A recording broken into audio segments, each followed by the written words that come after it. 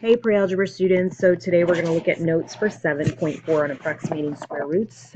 Before we do that, we're going to take a look at real numbers, just as a review of what is a real number. So we'll start with some vocabulary definitions, and our first definition is that of a rational number. Get this going here. Okay, so this is rational number. And a rational number, as it says, is anything that can be written as the ratio of two numbers. And just remember that that's another way just to say that it's a fraction. So anything that can be written as a fraction is considered rational. Anything that cannot be written as a fraction is considered an irrational number. Okay, and we're giving you several definitions of the things that are considered irrational. And these three things you need to remember specifically. So anything that is not a perfect square, anything that is not a perfect cube, and any decimal that neither terminates nor repeats. Okay, so let me scoot down here and you can take a look at your graphic organizer, and eventually we'll probably come back and do one of these in class together just to kind of review. But you can see that under real numbers, those are things that you should already be familiar with, like natural numbers, which are your counting numbers. Whole numbers are natural numbers, including the number 0. And then, of course, integers are your positive and negative set of whole numbers.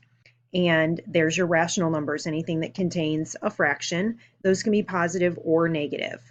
Over here in irrational numbers, here's our example of a non-perfect square, the square root of 2. Here's an example of a non-perfect cube. And then pi is in there because pi is a non-terminating, non-repeating decimal. So that's probably something that you're familiar with already. So let's take a look at how to classify real numbers. Notice you're going to classify and you're going to explain your reasoning. Okay, so we'll start with example A. If you've been studying your table of perfect squares and cubes, then you should already know that 12 is not a perfect square. Therefore, this is an irrational number. And my reasoning is that it's a non-perfect root. Okay. I'm going to go across instead of down, so let's go to example E. That is pi, and of course we said up there that this is an irrational number. You can see it in the graphic organizer. And it's irrational because it's a non-terminating.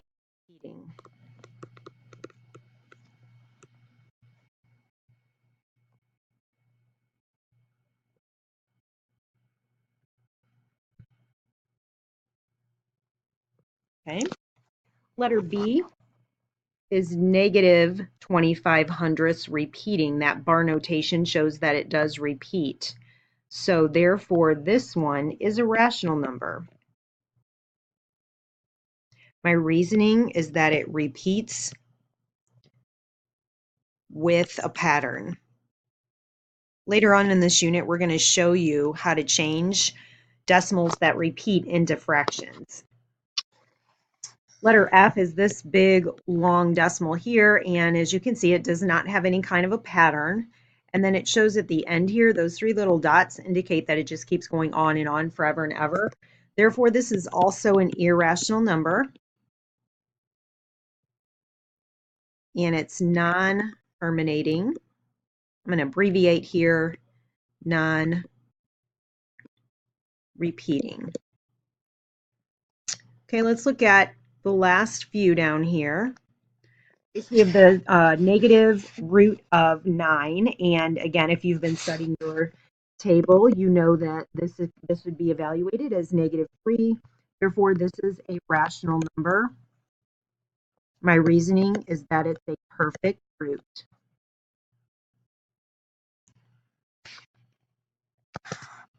Okay, again, letter G is also a perfect square. 196 has a square root of 14. So this one, again, is a rational number because it's a perfect root. And remember, any integer can be written as a fraction because you can just put it over 1. So that's why it works. Letter D is an improper fraction. No need to change that to a mixed number because it's already written as the ratio of two numbers. Therefore, I know that this is rational. Okay, and I'm just going to say because it's a fraction. Okay, and for letter H, this is asking me for the cubed root of 2. 2 is not a perfect cube number. Therefore, this one is irrational. And my reasoning would be non-perfect cube.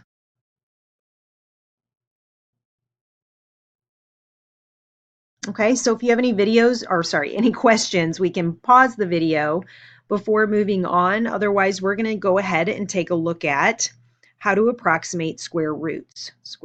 And these are all going to be irrational roots. And so what we're going to do is use what we know about perfect squares in order to help us approximate them. Okay, so the first thing they want us to do is to estimate the square root of 71 to the nearest integer into the nearest tenth. And just so you know, this is really a non-calculator skill. So what I'm about to show you is how would I do this without a calculator, because as you already know, you can punch the square root of 71 into your calculator and it'll give you the best approximation. But we want to know how would we do this using what we know based on our perfect square roots.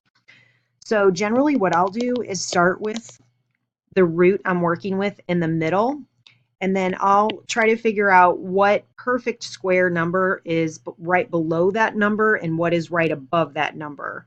Okay, and hopefully you remember that 64 is a perfect square and 81 is a perfect square, and 71 falls right between those. So 64 has a square root of 8, 81 has a square root of 9. So we can clearly see that 71 falls between 8 and 9 on the number line.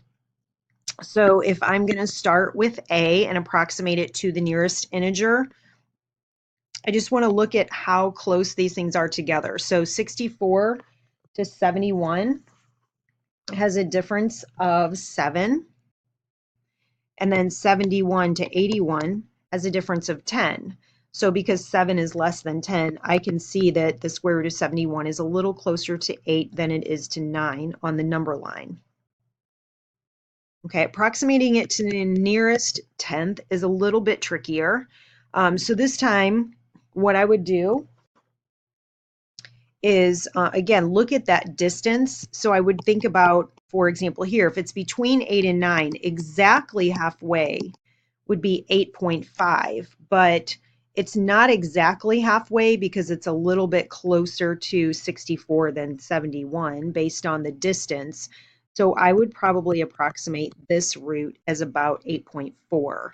Okay, and then you can always use your calculator just to check, the first few times you do this, just to see how well you're able to do that and how close you are to getting that. But you just have to kind of work on, again, looking at that distance between those two numbers. So, exactly if it's a total distance of 17 between the two, then exactly halfway would be about 9. So you can see that it's a little bit less than that. Okay, so I know we only gave you one example, but go ahead and try the on your owns, and then we'll look at those together as a class and go over them.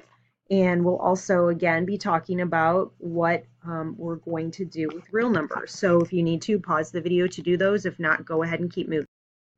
Okay, so example 3 is comparing real numbers. And again, we're going to try and do this without a calculator. So the first thing I'm going to do is look at the square root of 5, which I know is a non-perfect root.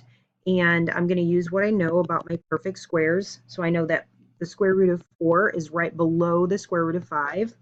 And then the square root of 9 is above 5. So I know that the square root of 4 is 2. The square root of 9 is 3. So I know that 5 falls somewhere between there, and I can tell that it's much closer to 4 than it is to the square root of 9. So therefore, it's probably pretty close to 2, like around 2.1 or 2.2. Hopefully you know some of your fraction approximation. So 2 2/3 is about 2.6 repeating. So therefore, I know that 2 2/3 is greater than the square root of 5. So that's one way you can write it actually using that symbol. Okay, let's go ahead and keep moving. We've got an application problem here. So it says the radius of a circle with area A is approximately the square root of A over 3.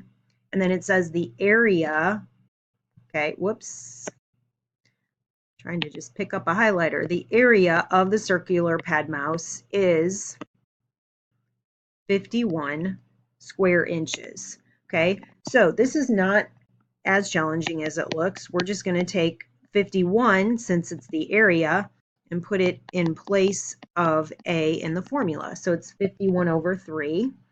And then that actually divides evenly, which gives me the square root of 17.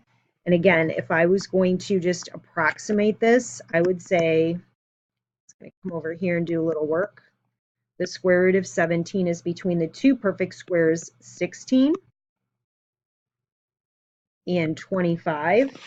And I can see that the square root of 16 is 4. I know that the square root of 25 is 5.